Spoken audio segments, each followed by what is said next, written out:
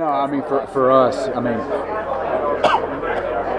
there's one way, there's a couple ways to win at this level of college football. Number one is recruit. We still have work to do. We're going to have to do this, 2 or 3 more times in a row to build a program that we all want to have. But incredibly excited about this group that we brought in.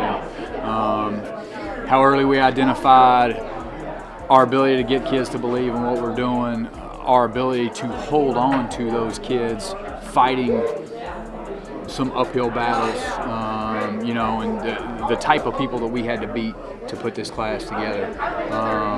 Completely different than a year ago, and so just very appreciative of the staff, all the parents and the prospects and the kids that believe in what we're doing. They believe in this place and what this place has to offer, so incredibly excited. Look at the 6 you brought in specifically today. Did you feel like you guys hit on the needs you guys needed after December? Yeah, absolutely. And here's good news, bad news. Good news is I feel like we hit on the most immediate needs. The bad news is we still got more of them, but we can only sign 25 at a time. We really wanted to attack the front 7, offensive line, tight end, defensive line, and linebacker. We've truly got to build the core of our big people. You got to do that first. And so, because again, 1 or 2 years from now, you're going to look up in a weight room, we're going to have a big, healthy, really special, strong group of kids that we can really build a foundation of a program on. So, able to meet some other demands as well, and I think we did a great job. We had a plan on taking 5 defensive linemen the entire time. We got 4 in the first signing period. Gerrell played hard to get. We had to, recruit him for another couple months, and we're able to finish him out. But no, we hit the numbers goals that we had, and just incredibly excited to put this to bed. Maybe get a night to breathe, and then back at it tomorrow on 2021. We're probably going to take 2 tight ends per class every year after this for the next few years. We just didn't have the room in this one. Again, you got to make some difficult choices. But Jackson's 6'5", he's 235 pounds already. Kind of a wingspan of a typical offensive lineman. So you're thinking he's going to be 50, 55, 60. Great inline blocker. A kid that can truly develop into a triple threat, a guy that can win, detached, a guy that can be in line and actually go move people, and a guy that can play in the backfield as well. And so that's a position group over the next 16 months. We've got to continue to develop and create depth. Really excited about all 5 of the kids that we signed, 3 of which could be edge players. A few of which will be interior players for us, but just in this class alone, there's probably 1 or 2 guys that will probably start game 1 for us next year, but all 5 of them will play in their development. So we're, ready to get those guys on the field, get their ears wet, and improve. You mentioned the fact that you think there might be 1 or 2 offensive linemen could start day 1 for you guys, and obviously we were talking up there about the fact that there are going to be a lot of these freshmen who you're going to be asked to play more than the 4 games for redshirt. Do you have a sense on how many of these guys you feel like could be ready to go? To be really honest with you, you never truly know. Obviously we're about to go through a spring. We've had unbelievable development and growth physically. Bisco was 250, now he's 275. Tim Moulton was 230, now he's 270. Billy Wooden was 280, now he's 305. Wilson Fredericks, 305. Cletus is, we've already had guys gain 20, 25 pounds. We're just growing at such a good rate. You never know, and so sometimes kids, the light come on a little bit later than others. But I would honestly, of this 25-man class, I would foresee at least 20 of them playing as freshmen in significant reps. And that's not to play them before they deserve it, but just where we are from a depth standpoint, some of the attrition that you alluded to earlier, I could probably see 20, 21 of those kids playing significant reps for us, offensively, defensively, or on special teams.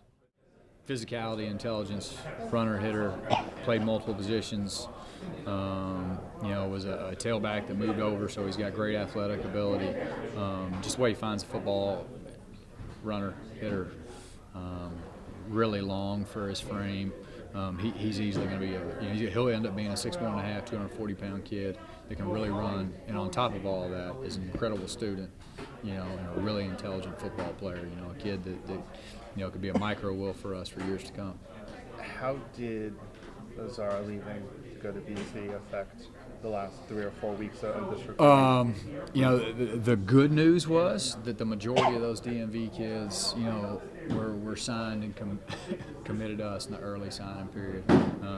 Czar's a class act. He handled it the right way. He communicated with all those parents when he made the decision ultimately to leave.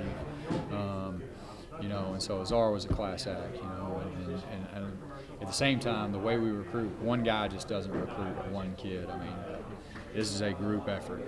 The kids that we recruit have relationships with every member of our staff by design, for moments like that. But Azar was a class act. He handled it the best way possible, and all those kids will be here with us, and we're excited to go. My whole life, I've always been taught to undersell and over-deliver. But every time I get in front of you guys, I just tell the truth, and some people like it and some people don't. Probably in my first time since being here, I feel like we've exceeded expectations. The talent level, the length, the skill, the growth potential, the academic accomplishments, the types of families. We're going to go to 2 bowl games in this class. And it's going to be because of those kids and what we did over the last year. I have more resolve for what we're going to accomplish here because of those kids and what we were able to do in 365 days. If we can do it again, it's going to be a special place.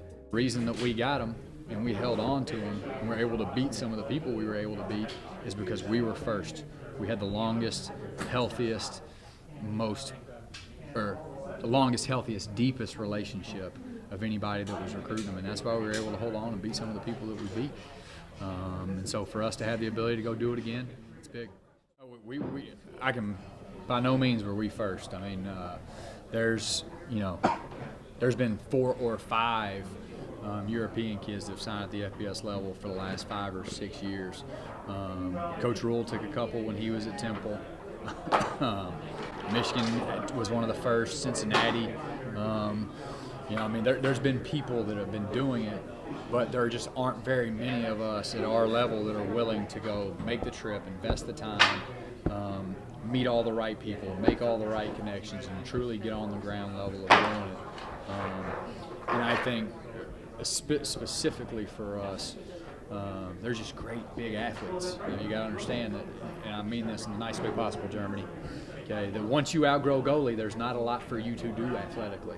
And so, when NFL Europe started there, there's a whole continent of really large people that don't really have another avenue, and they're really excited about football and the hunger, the body types. And I appreciate how raw they are in terms of the game. That means that we get to teach them from scratch, and then it becomes a game of development, which is what we want it to be anyway. Feel nice to be able to get back on the road and not get stuck in your office. No, absolutely. The spring is miserable, because that's where you that's where you build so many relationships, because you don't have the pressure of the season, you don't have the pressure of signing day. You really get to go and hang out with high school coaches and build those tangible relationships that are going to help you when it gets close to signing day. When you've got somebody in their net, that believes in you and trusts you, and so just to be able to get back out on the road in the fall, huge.